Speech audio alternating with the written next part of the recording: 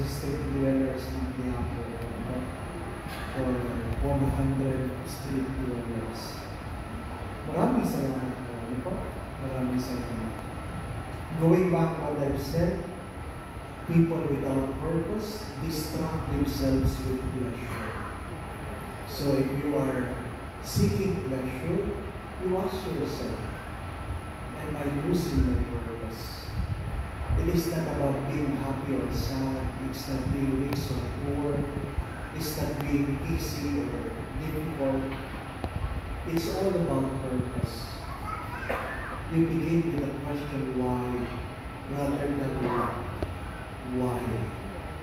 Why are we doing what we are doing? And hopefully, as we mature, like the simply grow old, we learn to understand our purpose. We learn to understand our purpose. When we seek for ourselves, maybe because we do not know our purpose.